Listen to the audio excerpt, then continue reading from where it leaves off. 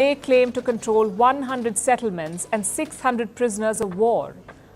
So the first stage is leverage. The second stage is deciding Ukraine's place in the world security infrastructure. Well, those are Zelensky's words. But what do they mean?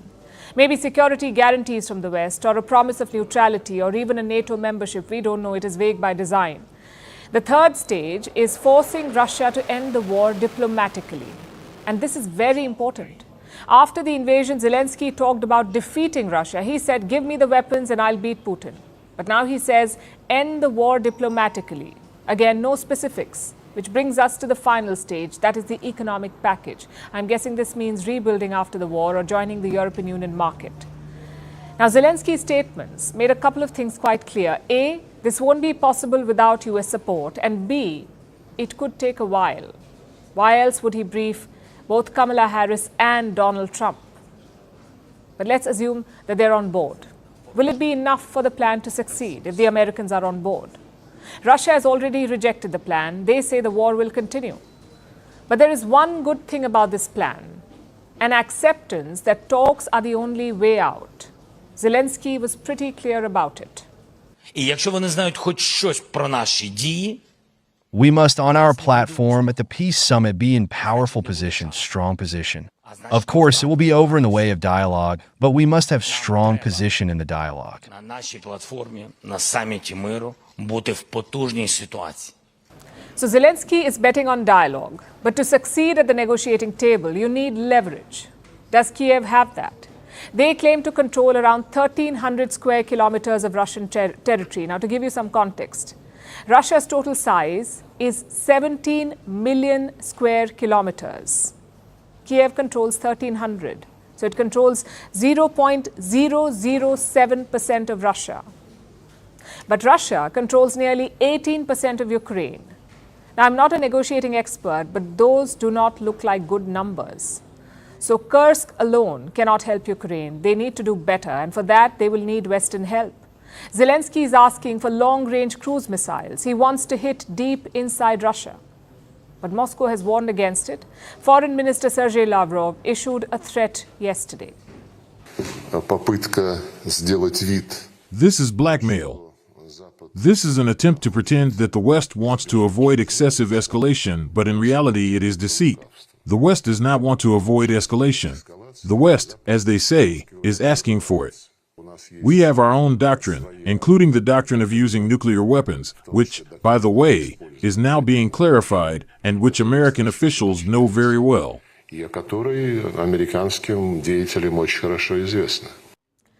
This is why the West is wary. They don't mind attacks inside Russia, but they don't want their weapons involved. So what is Zelensky doing about that? He's building his own long-range missiles. It's called Palyanitsia. The word itself refers to a type of Ukrainian bread. Apparently, the Russians have a hard time pronouncing it. This weapon is homegrown. It's a combination of a missile and a drone, and it can strike deep inside Russia. But the exact range is not clear yet. If deployed, it could strengthen Kyiv's hand, maybe put Russia under more pressure. But still, there is no guarantee of success, because Russia is a nuclear power and Ukraine is not. No incursion or missile can bridge that gulf, meaning Moscow will always have the upper hand in talks. Zelensky is simply not willing to accept that. It's good that he's focusing on dialogue, but that dialogue must be rooted in battleground realities. If not, it will be a repeat of what we saw in Switzerland, a peace summit with no peace.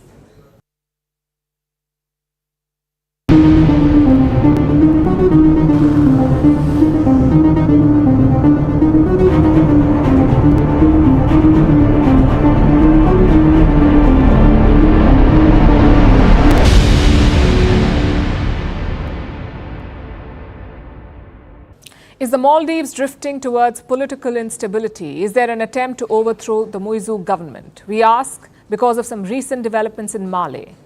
There are worrying signs and warnings from both the government and the opposition. They say attempts are being made to topple the government. And it began with President MeToo himself. He said someone is trying to overthrow his government. Now, coming from the president, this is a pretty serious allegation. So who was behind this? Was it the military? Was it someone from the opposition? Or was it an insider? Well, Muizu is pointing fingers at a bank, the Bank of Maldives, one of the largest banks of this country. Muizu says this bank tried to stage a quote-unquote financial coup, and the opposition is pulling the strings from behind. The crisis began over the weekend. Cards from the Bank of Maldives suddenly stopped working. The bank suspended foreign transactions. It also lowered credit limits of customers. Basically, their debit and credit cards became useless overnight. So most international payments were blocked, and online foreign transactions were also affected. The bank imposed a cap on them. Do you know how much? $100 per month. That's the cap. $100 a month in foreign transactions online. That is next to nothing, especially if you're living in the Maldives, where the economy practically runs on the US dollar. Maldivians heavily rely on the greenback. The tourism industry has most of its transactions in the US dollar. It is more widely accepted than the Maldivian rupiah. And that's not all. Maldivians also pay for tuition, healthcare, and other expenses using the US dollar. So killing foreign transactions could cause serious disruptions and a lot of panic. Then why did the Bank of Maldives do it? The bank says it had no choice. It was unable to keep up with the demand. This year, it bought $60 million worth of foreign exchange, but the transactions were 3 times higher than this amount. So setting a cap was necessary. But Muizu is challenging this claim. He says the bank had sinister motives and that some directors of the Bank of Maldives support the opposition. So they introduced these curbs just to destabilize his government. In fact, I have a quote from Muizu himself. This is what he said. There is room to believe that this cap on spending was an illegal attempt to overthrow a legitimate government. An investigation has now been launched. Meanwhile, the bank has reversed the curbs on foreign transactions. This was after an intervention from the government. So is there any merit to Muizu's claims? The MDP, for one, is calling them ridiculous. The MDP is the Maldivian Democratic Party. They were in power before Muizu's rise. Now they are the biggest opposition party in the country. The MDP says Muizu's claims are a distraction and that there is trouble brewing within the government. Look at their statement. This is the opposition statement. What we see are fault lines within the administration, that there is trouble brewing within. And we see a coup coming from within in the days ahead. So the MDP agrees that Muizu could face a coup, but not from a bank or the opposition. They say his own government could turn against him, which makes one thing pretty clear. Irrespective of who the instigator is, there is trouble brewing in Mali. The government faces a threat. The economy is already on shaky ground. Mali's finances are in disarray. Credit agencies have downgraded the debt of the Maldives. Fitch has classified it as junk. Plus, foreign reserves are under stress. In the month of June, the Maldives had just 1 month of foreign reserves left. A few days ago, claims like these went viral. A news outlet said that Mali had run out of money and its foreign reserves were in the negative territory. The Muizu government denied this report. But it's hard to ignore the fact that the Maldives is showing signs of financial distress. The IMF, for one, has warned them. That's the International Monetary Fund. They say, and I'm quoting, they say the Maldives is at high risk of external and overall debt distress. That's the assessment of the International Monetary Fund. The last thing they need is political instability. And the Maldives has a history of coup attempts. There have been at least 3 attempts to overthrow the government in the past, in 1980, 1983, and 1988. Maumoon Abdul Gayoom was in power then. The first 2 attempts were not significant, but in 1988, Gayoom faced a serious challenge. A businessman tried to overthrow him with the help of Sri Lankan mercenaries. Gayoom turned to India for help. And that is when New Delhi launched Operation Cactus. It deployed troops from all 3 services, the Army, the Navy, and the Air Force, to the Maldives. India sent troops from all these services. The Indian soldiers crushed the coup attempt. But that was in the 1980s. Today, the circumstances are very different. The relationship with India is very different. Both the ruling and the opposition parties are warning about a possible coup. And this should be a cause for alarm.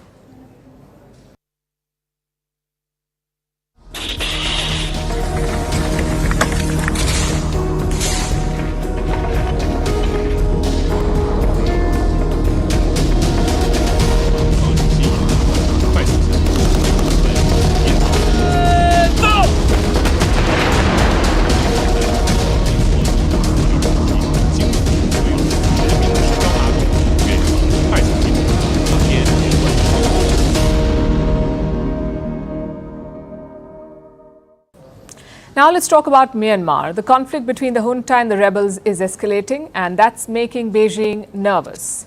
This week, China launched a military drill.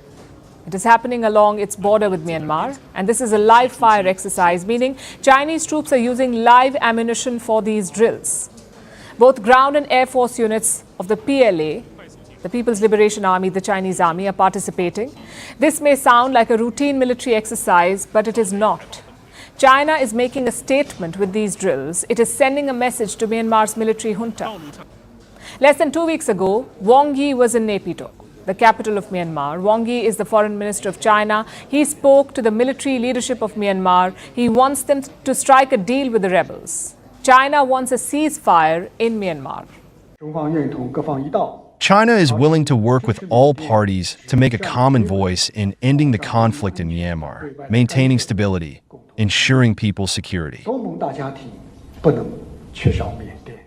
Beijing is getting impatient with the junta. In January this year, they had brokered a ceasefire, but it fell apart by June. Since then, the military has been reluctant to strike another deal. There are signs of tension between the junta and Beijing. This month, Myanmar's military chief made a big claim. His name is Min Aung Hlaing, and he is the country's de facto leader. The general delivered a 25-minute-long speech, and he said, and I'm quoting, certain foreign countries are arming the rebels. The general did not name China, but his statement was clearly aimed at Beijing, and it became obvious when Wang Yi issued a rebuttal. During his visit to Myanmar, he warned the general. He said, and I'm quoting, China opposes any remarks that attempt to sow discord in China-Myanmar relations or smear and vilify China. These remarks were made behind closed doors, but China's embassy in Naypyidaw made them public. So there is clear friction between Beijing and the junta. The offensive by the rebels is adding more tension. The rebels now control 2/3 of Myanmar. This includes the guard posts for Chinese oil and gas pipelines. This is in the Mandalay region. These pipelines run from Rakhine to China's Yunnan province, Rakhine in Myanmar to China's Yunnan province. So in a way, the rebels now control key energy infrastructure that the Chinese rely on. And the junta's response is making the situation worse. A sweeping military campaign is underway. The junta has deployed warplanes and artillery to hit back at the rebels. They want to take back the border areas. This has created a new problem for China. The fighting on the border is spilling over. It has damaged property on the Chinese side. Chinese citizens have been injured. Beijing views this escalation as a matter of deep concern. It believes that if the fighting continues like this, it could threaten more Chinese infrastructure projects. As a result, the PLA is now conducting patrols in the border areas. This also explains why Beijing needs the ceasefire. The fighting is hurting Chinese citizens, Chinese infrastructure, and Chinese interests. Today, the junta gave in to one of China's demands. It has promised to hold elections next year. They'll hold elections, but in a staggered manner. Now, in the past, India too has supported the idea of elections because they may offer a path to stability. But the problem is the junta has made similar promises before. Aung San Suu Kyi was ousted in 2021 in the February coup. Since then, the military leaders have made several promises to hold elections and broken all of them. So China will have to sustain the pressure for them to deliver. And it won't be easy because China's mediation in Myanmar has already backfired. It now has a bigger problem on its hand. Our next story is about yet another Indian neighbor, this time the most fiscally irresponsible one. Yes, I'm talking about Pakistan. After years of financial mismanagement, Islamabad seems to have finally woken up. It is now tightening the belt with a raft of new austerity measures. Yesterday, Pakistan's cabinet held a meeting where they agreed to abolish or merge 82 government departments under 6 different ministries. The ministries were not specified, but earlier reports suggest that they include the following: the Ministry of Kashmir Affairs and Gilgit-Baltistan, the Ministry of States and Frontier Regions, the Information Technology and Telecommunications Ministry, the Industries and Production Ministry, the Health Ministry, and possibly the Education Ministry. Departments in all these ministries are heading for the chopping block. This means a reduction of government expenditure. And that's not all. There are some 150,000 vacant positions in the Pakistani government, 150,000. Islamabad plans to do away with them entirely. It also plans to outsource non-core functions like cleaning services. And that's just to begin with. Eventually, Pakistan wants to do away with clerical jobs as well. It wants government officers to embrace artificial intelligence so they don't have to rely on staff for paperwork. It is an ambitious plan, and it's been approved by Pakistan's cabinet. But there's already political opposition to this from within the ruling coalition, so let's see if they really go through with it. Some austerity measures have been proposed as well, like a ban on purchase of vehicles at public expense and an end to unnecessary foreign trips by government officials.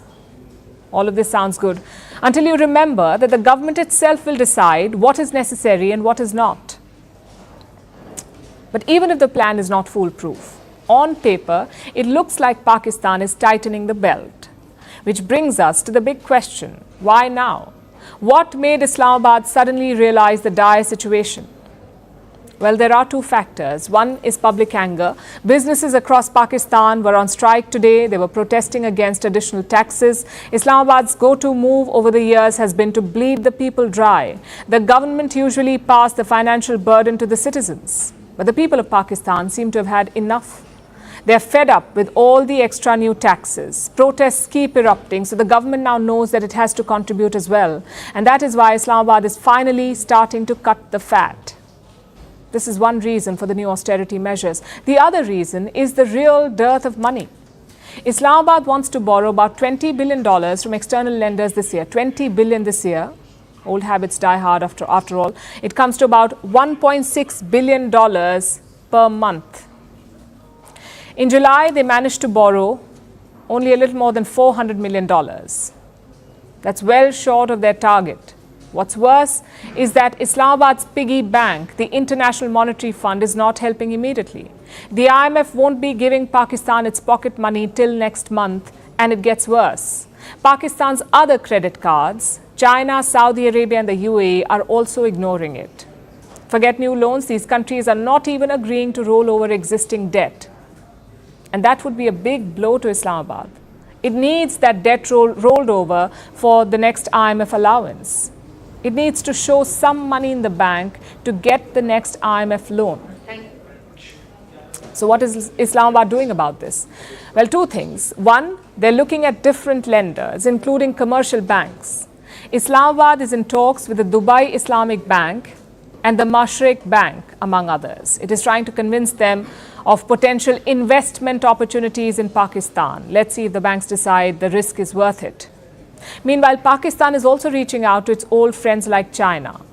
The commander of the Chinese Army's ground force, General Li Qiaoming, was in Pakistan over the last few days. He was first greeted by the country's real leader, that is Pakistan's Chief of Army Staff, General Asim Munir. The two met in Rawalpindi on Monday. Then yesterday, the Chinese general met Pakistan's President and Prime Minister. General Li was given Pakistan's second highest civilian honor, the Nishan-e-Imtiaz. It seems Islamabad is doing everything it can to curry favor with Beijing. It really needs that debt rollover, and I'm sure another billion or two would also be welcome. But until that happens, until Pakistan's finances are shored up, expect more austerity measures. Whether Islamabad actually adheres to them is a whole different story, though.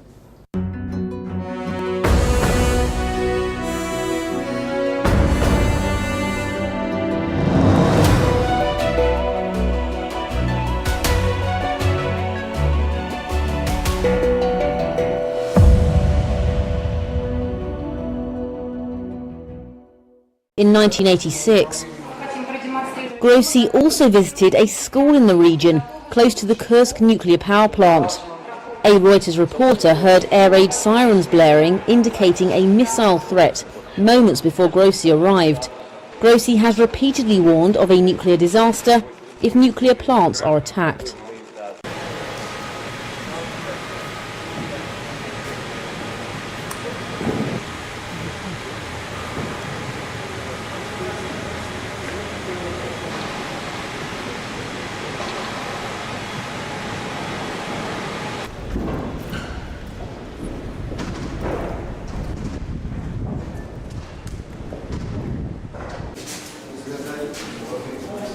turbine, which is installed here, is also crushed by the power of the same base. Slow.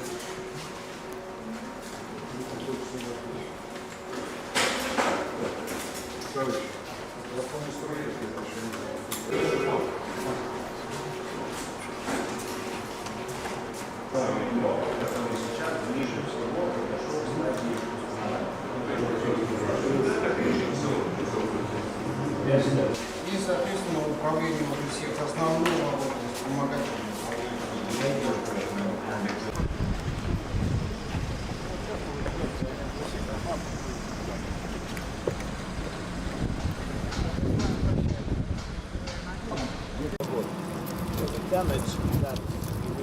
Люди находились неподалеку.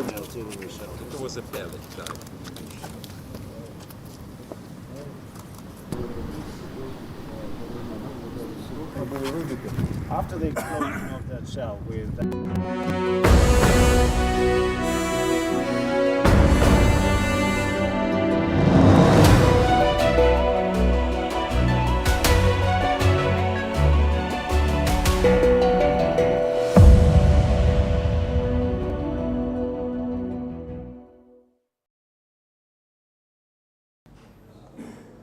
Let's turn to France now. There's a bitter political deadlock in the country. In the month of June, French President Emmanuel Macron dissolved the parliament. He called for snap elections. In July, the results were out. The left won the most seats.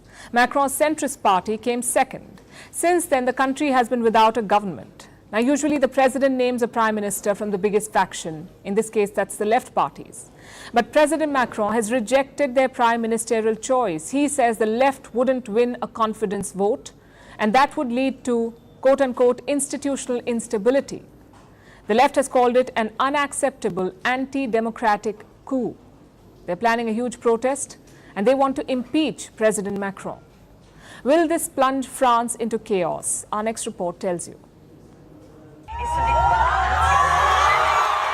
In July, the left in France thought they had scored a huge victory. They were fighting under the new Popular Front, the Socialists, the Greens and the Communists. So it's quite a diverse bunch. These parties don't have a lot in common, but they came together to keep Marine Le Pen's national rally out of government. And in the end, they succeeded. They came out on top in the snap presidential polls. But there's a problem. France's National Assembly has 577 seats. No group has got the majority mark. The left-wing coalition got 187 seats. Macron's Ensemble Alliance won 159. And far-right National Rally and its allies have 142. So no one has enough seats to govern on their own. And it has led to a political impasse. Usually the president names a prime minister from the biggest faction. So the left came up with a candidate. It was Lucie Castex. She is a Paris civil servant. The left says she should be named prime minister. But Macron has rejected this choice. The left may be the biggest group, but he's not legally obligated to choose from them. On Monday, Macron held talks with his own alliance and Marine Le Pen's far-right National Rally. They made it clear they don't support the left's choice. So if Macron endorsed their choice, the government would still lose the confidence vote. It wouldn't be able to function. That's why he blocked it. This hasn't gone down too well with the left. They called it an anti-democratic coup. They have also called for a huge demonstration on September 7th. So chances of chaos in the days to come are quite high.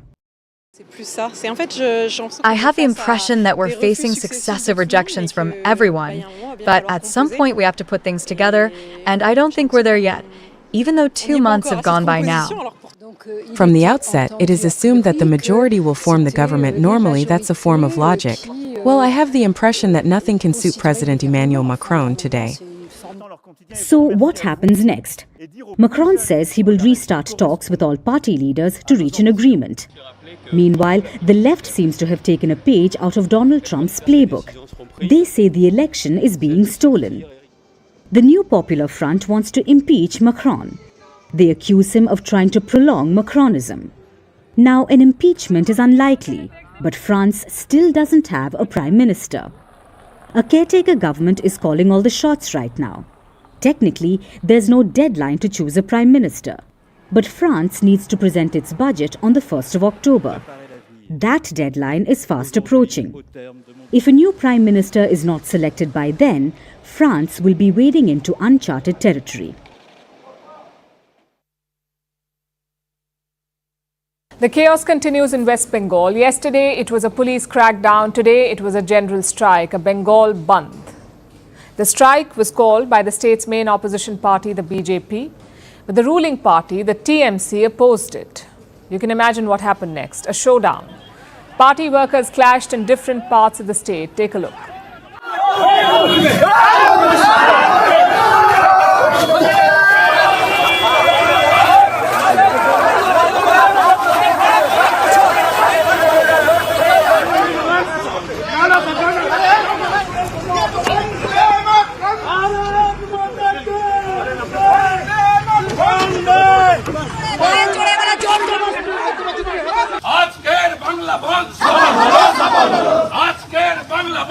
Some BJP leaders have been detained, including a sitting Rajya Sabha MP, a former state president and a former Lok Sabha MP.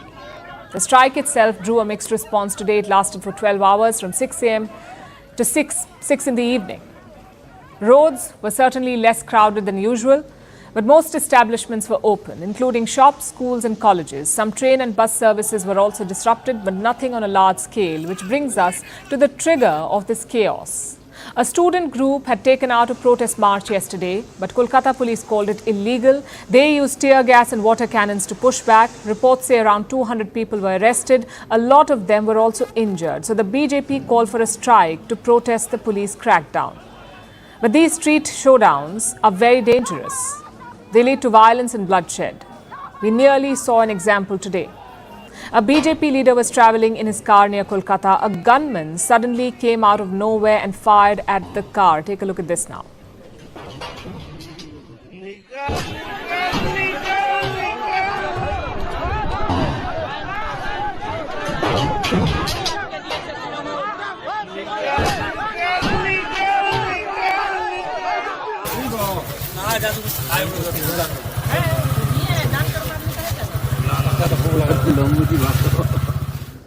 We could not verify this video, but the leader has spoken out since then, and he says the gunman was a TMC supporter. Apparently, they also threw bombs at his cars. Some of his supporters had to be admitted to a nearby hospital. Now, let's be clear, there is a partisan angle to these protests, which is why doctors have not joined in. They're not part of this protest. They held a different rally today.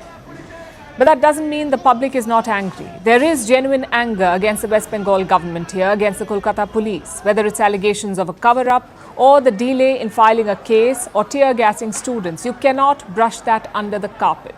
Today, Chief Minister Mamata Banerjee addressed a rally. She said the protests are an attempt to defame Bengal.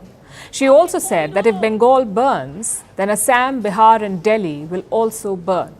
Modi Babu, আপনার পার্টিকে দিয়ে আগুন লাগাচ্ছেন মনে রাখবেন বাংলায় যদি আগুন লাগান আসামও থেমে থাকবে না নর্থ ইস্টও থেমে থাকবে না উত্তর প্রদেশও থেমে থাকবে না বিহারও থেমে থাকবে না ঝাড়খণ্ডও থেমে থাকবে না উড়িষ্যাও থেমে থাকবে না আর দিল্লিও থেমে থাকবে না আপনার চেয়ারটা আমরা টলমলো করে দেব Such comments are dangerous.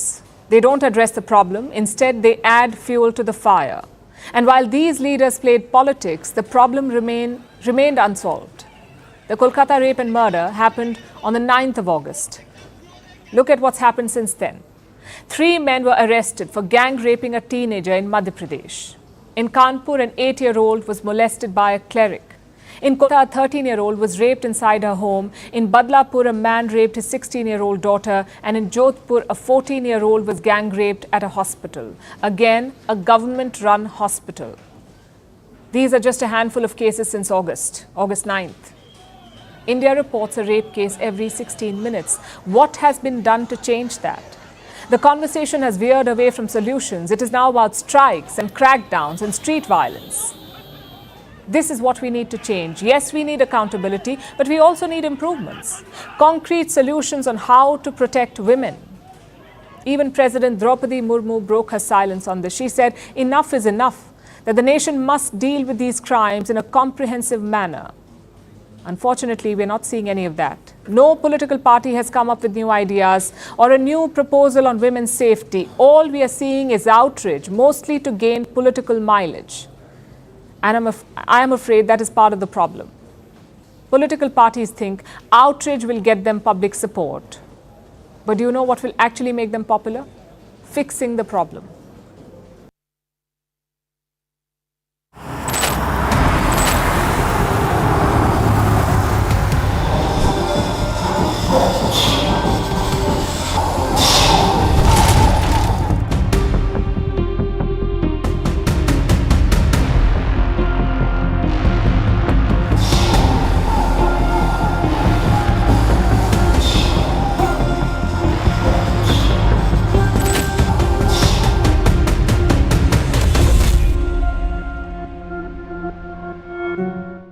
The year was 2017. It was the month of February. A Malayalam actress was traveling by her car.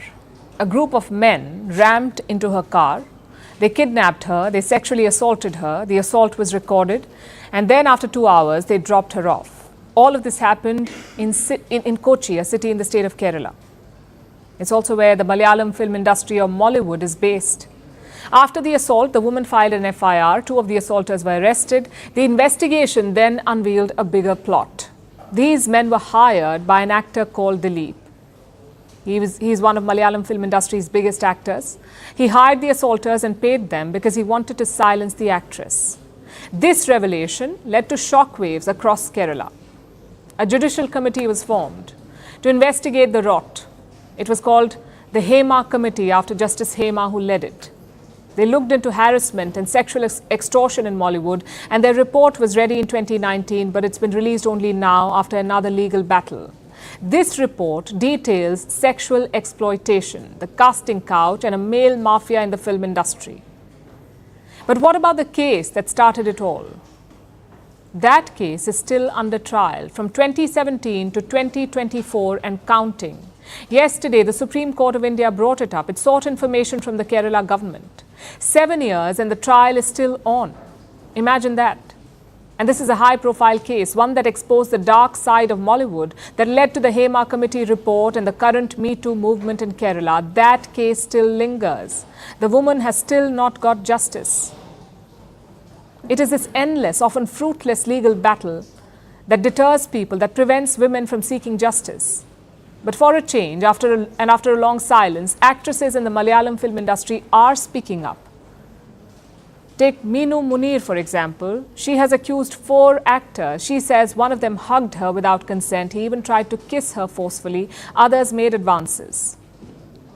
They told her she would get better opportunities if she slept with them. And when she refused, she lost roles. Even after speaking out, she's been threatened. Another actress has accused Siddiq. He is a Malayalam cinema veteran. This actress says that he raped her when she was 21. He promised her a role in a movie. They met in a hotel where he was staying. He locked her in a room and ended up raping her. And she came out with the story in 2017, but no one believed her then. So now she's repeating it.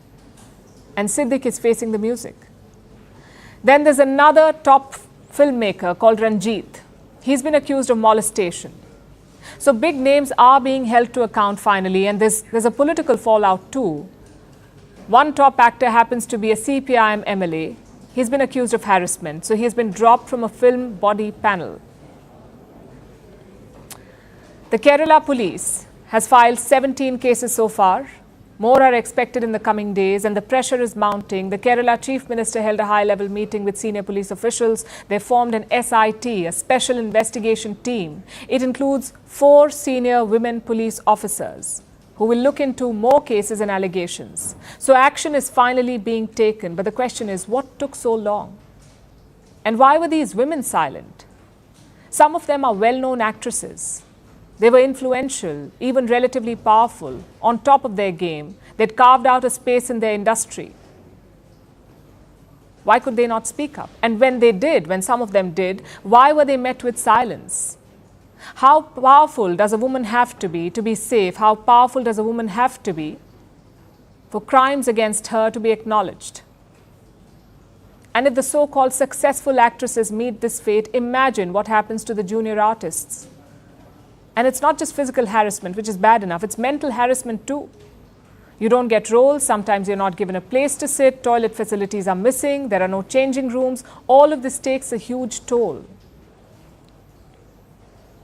Look at the 2017 assault again. The actress was a famous one. She's acted in more than 90 films. She spoke out, she registered an FIR, yet it changed nothing. It shows you how skewed the power dynamics are, and that perhaps is why nothing really changes. All the power rests in the hands of a few men. They call the shots, they abuse women, and they shield other abusers. This is what Mollywood should try to dismantle. We need women in positions of power so that the heroines on screen do not end up as victims in real life. Now let's turn our attention to Mexico. Their president is Andrés Manuel López Obrador, more commonly called AMLO. He made an announcement yesterday. He said Mexico is pausing its relationship with two embassies, the US Embassy and the Canadian one. Now, AMLO is furious with the American ambassador for his comments regarding Mexico's judicial reform. The president wants to scrap the usual merit-based system of appointing judges. Instead, he wants people to directly elect judges, making it a popularity contest. This proposal has drawn criticism from within the country and from the American and Canadian ambassadors. But AMLO is not having that. He has slammed both these ambassadors and paused ties with the two embassies. Here's our report. How are we going to allow the U.S. Ambassador Ken Salazar to give his opinion? To say what we're doing is wrong. How is the relationship with Salazar right now, Mr. President? It's good, but it is on pause. A pause means he can't come anymore. A pause means we'll take some time. That was Mexico's president, Andrés Manuel López Obrador. Yesterday, he expressed his displeasure with the U.S. ambassador to the country, Ken Salazar. Salazar stirred up a hornet's nest last week. He criticized the Mexican government's proposed judicial reform. The reform is certainly contentious. It has led to protests in the country. Members of the Mexican judiciary have taken to the streets. We are on strike. I am a sitting judge due to a reform that is intended to be carried out within the judiciary. They intend to somehow dismember the federal judiciary by having judges and magistrates elected by popular vote. No matter how good their intentions may be, the most popular person is not necessarily the best one to solve the problem as a judge. Judicial appointments by direct voting does pose risks. The judiciary and Mexico's public have been highlighting the issues. They've been marching for days. And last week, the US ambassador decided to add his 2 cents. I think the direct election of judges represents a risk to the functioning of the democracy in Mexico and the integration of the US, Mexican, and Canadian economies. Direct elections of judges could also make it easier for cartels and other bad actors to take advantage of inexperienced judges with political motivations. His points seem fair, but López Obrador was not impressed. He saw it as American interference in Mexico's domestic issues. They have to learn to respect Mexico's sovereignty. That's no small thing. We're not going to give them advice over there. So what does this mean for the US-Mexico bilateral relationship? Well, nothing seems to have changed yet. López Obrador says that the pause in ties is with the embassy, with Ambassador Salazar, not with the US itself. But it's unlikely that López Obrador is thrilled with Washington either. The quip about respecting Mexico's sovereignty seems to have been directed at the US, not just Salazar. But while López Obrador is still being cautious with the US, he couldn't help but express his disdain for Canada. What a coincidence that the Canadian embassy also says something at the same time. Respectfully with the Canadian government, it gives me second-hand embarrassment. They seem like a partner state. he has paused ties with the Canadian embassy as well. After López Obrador's outburst yesterday, the US released a statement. They reiterated their utmost respect for Mexico's sovereignty.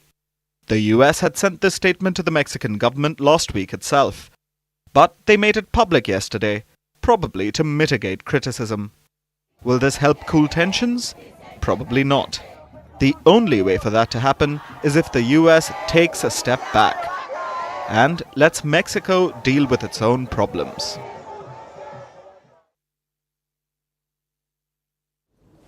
A major World Cup has just wrapped up in Saudi Arabia. Not your football or hockey World Cup. This was a gaming World Cup. That's right, a World Cup for esports. And before you dismiss it as a gimmick, listen to the numbers. The tournament had 21 gaming events, more than 1,500 players, more than 200 gaming clubs, nearly 500 million viewers, and $60 million in prize money. Let that sink in. The Wimbledon prize pool is $66 million. The Cricket World Cup had $10 million and esports had $60 million. It tells you how big this industry is. This was the first ever esports World Cup, and there are Saudi fingerprints all over it. The tournament was held in Riyadh. It was funded by the Saudi Investment Fund, and it was won by a Saudi team. In fact, Crown Prince Mohammed bin Salman attended the closing ceremony. He handed over the big prize himself. Now, Riyadh's motives are quite clear. It wants to become a sporting hub in West Asia, whether it's for football or esports. This World Cup brought 2 million visitors to the kingdom. Tourist arrivals were up 29%, so it's job done for Riyadh. But tonight we're looking at the larger story. How big is the world of esports? How is it growing? And what role does India play? But before that, some basics.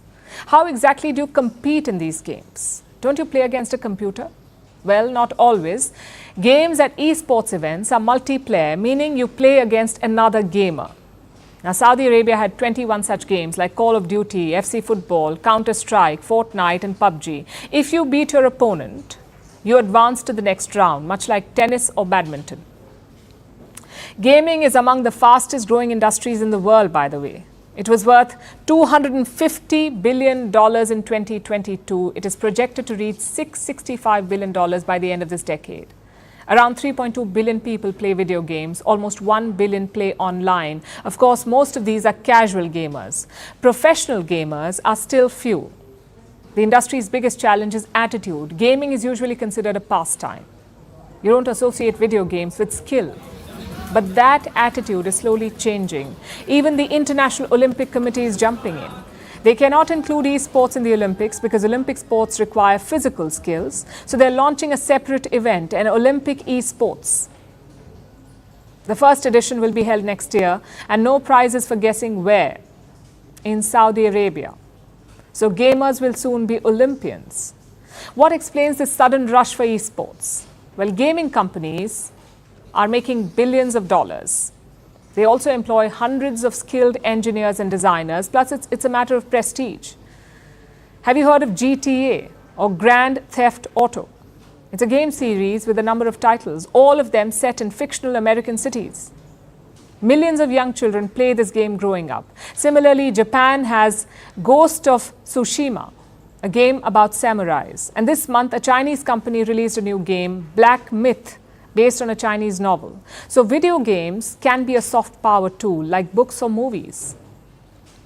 Indian Prime Minister Narendra Modi talked about it recently. He said India should become a gaming hub. Bharat के पास बहुत बड़ी विरासत है. हम gaming की दुनिया में बहुत नई टैलेंट को लेकर के आ सकते हैं.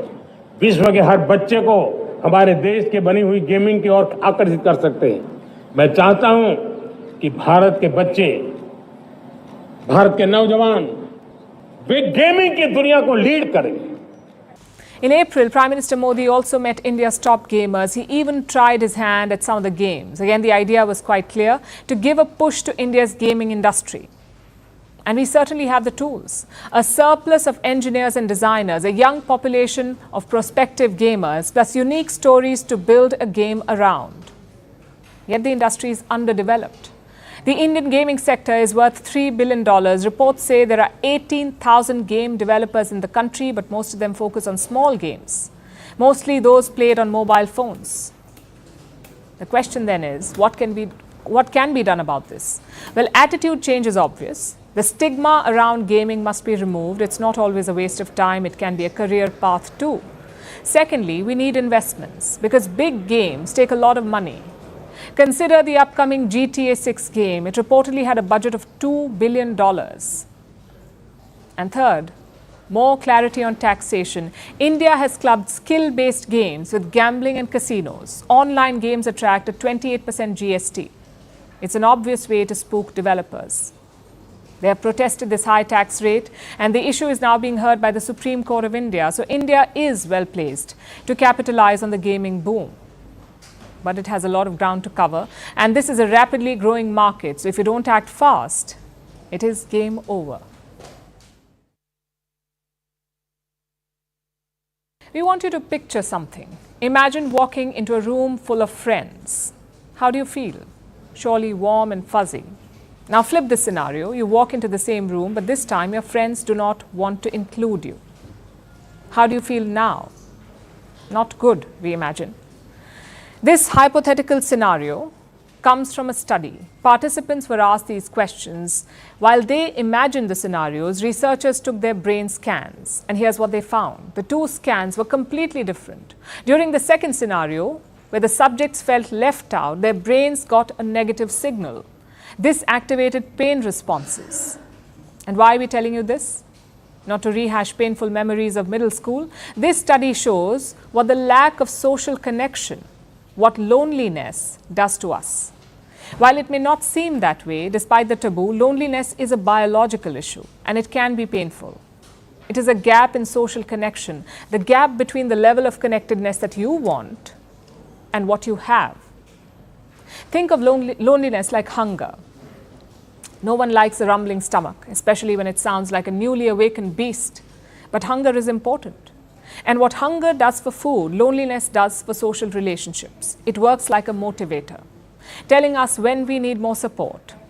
And much like persistent hunger, regularly feeling lonely is a big problem. Globally, 33% of adults are said to be lonely. Half of Brazil is lonely, followed by Turkey, India, Saudi Arabia, and Italy. But the problem is not limited to these countries, of course. The World Health Organization calls loneliness a global public health concern. It is as deadly as smoking 15 cigarettes a day. It increases the risk of early death by 39%. It is undisputed that loneliness is a deadly problem, so why don't we have a solution for it? Because we focus on quick fixes. Last year, the US Surgeon General issued an advisory. He said, participate in in-person activities like volunteering or sports. Japan, where about 90,000 people are expected to die of loneliness this year, has a minister of loneliness. So does the UK. They also have an initiative for the British Mail Service where carriers check in with residents on their routes. The UK has chatty benches as well. So do Sweden, Ireland, and Australia. These are park benches where strangers can talk to each other. So different countries have different solutions.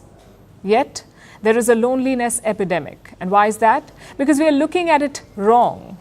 First, loneliness is a multi-dimensional emotion. It has elements of sadness, pain, anxiety, and fear, and it is subjective. Some lonely people may see the chatty bench as an opportunity, but others may fear it. So it's not that simple. Secondly, where does the onus lie? Because this is not just a personal problem, it's also a policy issue. You see, it works like a self-fulfilling prophecy. The lesser time you spend with people, the lonelier you get, and the lesser you want to be around people. It's like a vicious cycle. So yes, people should forge connections, and governments are not wrong in urging this, but doing just that will not help. It hasn't helped. We live in the age of social media, in the age of wars and pandemics, falling belief in religion, falling marriage and birth rates, and shrinking families. So how we communicate has also changed. We are not all going to join a running club or talk to strangers in parks, and our children may not grow up around our parents. Social connections do not work like they used to, so all we can do is adapt. We can reach out to more people via video calls, or we can hold meetings over Zoom calls, but occasionally meet for a team lunch in person. We basically need realistic solutions, surely on a personal level, but about time our governments get with the program too.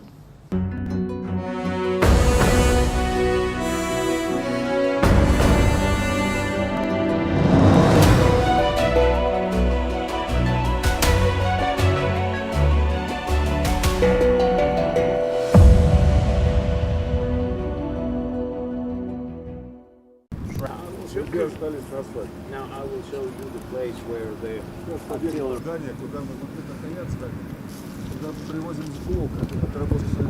Behind us. Отдельно лежал боеприпас,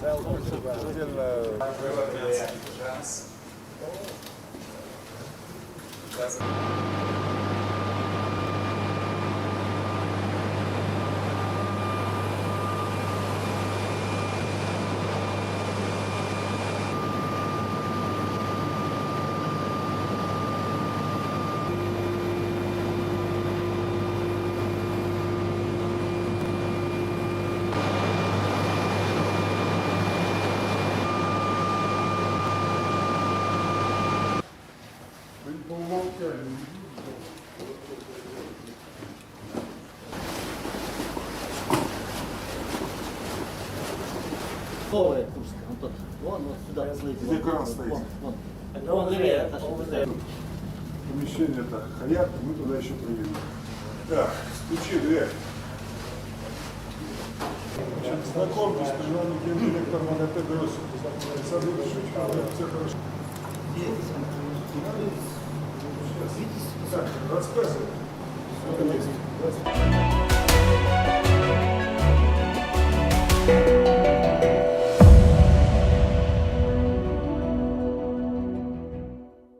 And now it's time for Vantage shots, images that tell the story. Lightning strikes Mecca's clock tower, creating a dramatic effect in Saudi Arabia. The Chinese space station reveals a spectacular view of the Earth. And the Mexican Navy seizes over 7 tons of drugs in a high-speed Pacific chase. Finally, we're taking you back in history. On this day in 1963, Martin Luther King Jr. gave his iconic speech, "I Have a Dream." He was one of the most prominent leaders of the civil rights movement in the United States. In the speech, he said he imagined a future without racism. We're leaving you on that note. Thank you for watching. We'll see you tomorrow.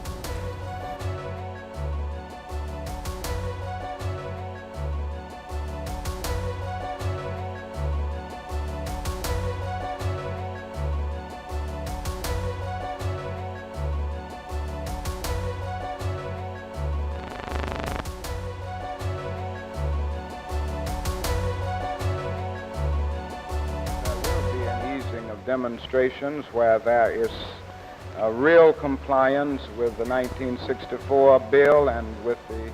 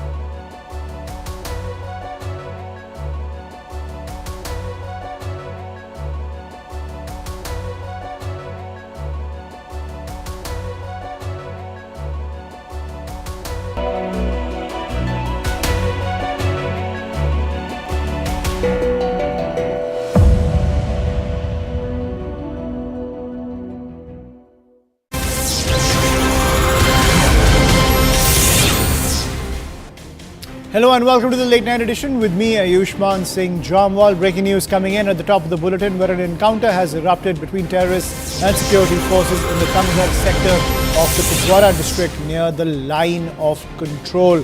That is the big piece of breaking news that's coming in, where the crackdown on terror continues in Jammu and Kashmir, this ahead of the state assembly elections. And now what we are learning is that an encounter has erupted between terrorists and security forces in the Tangdhar sector of Kupwara near the line of control. So this operation